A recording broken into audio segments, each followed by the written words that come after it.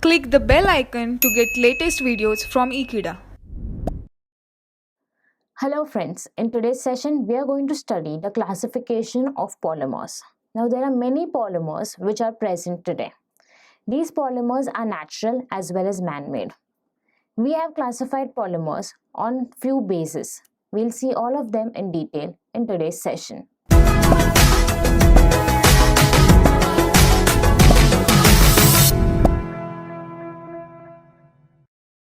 Classification of polymers. Now over here poly means many and mers means monomers. Now what exactly are monomers? Monomers are the macromolecules which actually make the polymer. What are macromolecules? Now there are two terms, micro and macro. Micro means small, macro means huge. So where if I am talking about micro, that means those are small molecules. Whenever I am talking about macro, that means those are huge molecules. These macromolecules have high molecular weights. So when macromolecules, that means huge molecules with high molecular weights, come together, when all of them come together, they form something known as polymer. And these polymers are being used in various household, domestic as well as industrial appliances everywhere. Let us study their classifications in detail. The polymers are classified on the basis of the first is the nature of the monomer. Now it depends on the nature of the monomer. So monomer itself is a high molecular weight macromolecule and many monomers come together to form a polymer. Now this monomer has different kind of natures. Now what exactly do we mean by nature? Nature is nothing but the properties, the physical properties, the chemical properties, whether that monomer is organic or inorganic. All of that depends on the nature of the monomer and the polymers can be classified on that. The second over here is the tacticity. Tacticity is nothing but the stereochemical arrangement of polymers. So for example, if I have polymers over here, and all the hydrogens are present above and all the alkyl chains are present below. This is nothing but an arrangement. This is nothing but a stereochemical arrangement. Stereo means position and chemical means all the elements which are present in it. So based on the positioning also, polymers can be classified. And the last is the chemical nature. Whether it is reactive, not reactive, whether it's a homopolymer or a heteropolymer. We'll come and see all these terms in detail over here. Classification of polymers. The first is on the basis of monomer. Monomer is nothing but the macromolecule, that is the high molecular weight, huge molecule which come up together and form a polymer. Now these monomers can be classified as homopolymers or heteropolymers. Homo means one phase, hetero means many phases. Homo means just one. So for example, if I have ethylene, that is polythene bags. Polythene bags are those bags which we use for carrying vegetables, fruits, etc. They are just made up of carbon. So they are carbon to carbon chains. They may have certain amount of hydrogen also present in it, but mainly it is carbon. Those are known as homopolymers. Now to these carbon chains, so this is nothing but my homopolymer, giving an example of polythene over here. This is a homopolymer. When I'm talking about heteropolymer, I'll give the same example, that is, we have a linear chain of carbon over here, but now between these carbons there can be sulfur. That means a chain of sulfur in the middle. This can be possible, and because of this sulfur linkage, it will become a heteropolymer. This is the difference between a homopolymer and a heteropolymer. The second classification is on the basis of tacticity, and on the basis of tacticity, it can be considered as isotactic, atactic, and syndiotactic. So here let us see an example of isotactic. If I have a polymer over here, this polymer is made up of two things, R's and H, where R stands for any alkyl group. Alkyl group is any group containing carbon, and H stands for hydrogen. So if I have hydrogen over here on all the parts which are above and R over here on all the parts which are below, this is an example of isotactic. When I'm talking about atactic, what happens is the R's and the H's may fumble. That means they may go from one place to another place, but there will be some kind of pattern over here. So for example, if I take this R, H, R, H, that means the R's are also on above, the H's are also above this line, but now they are following an alternate pattern.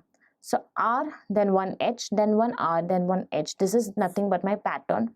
This is known as atactic. Finally, we have syntactic. This also has some pattern, but this won't be an alternate pattern. For example, if I have one R, then I will have three H's, then my next R.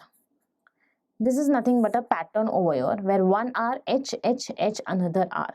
This is known as syntactic. So these are based on the tacticity. The third kind over here is on the basis of chemical nature.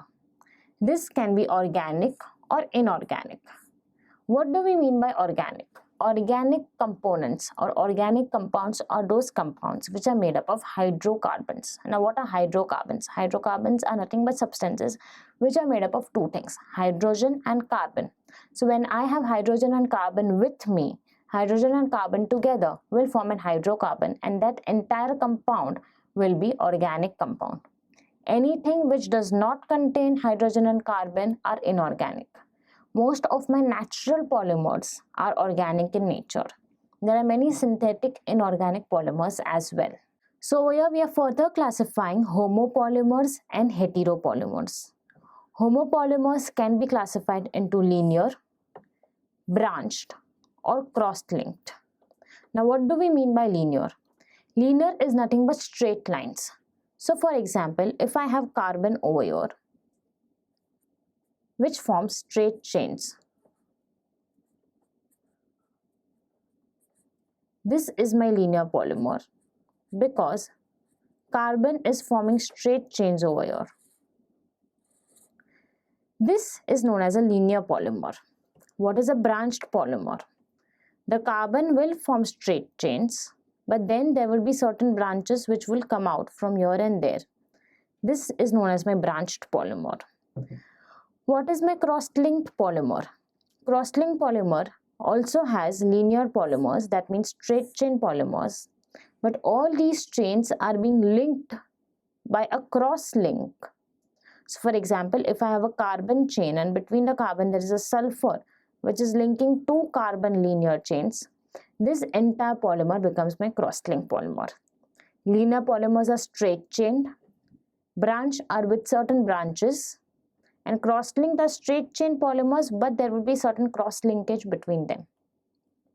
Linear polymers can be further classified into homochain and heterochain. Homochain means all the chains will contain only carbon.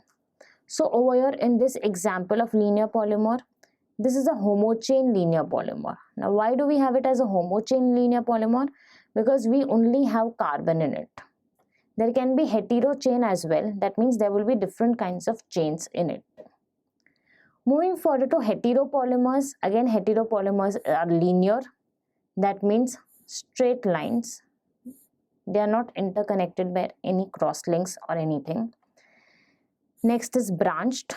That means straight lines, but there will be a branch of something else. For example, if this is carbon, the entire thing is carbon, but there is a branch of nitrogen or NO, nitro gas, NO2 over here. Or we have something else like sulfur over here. This is nothing but branched.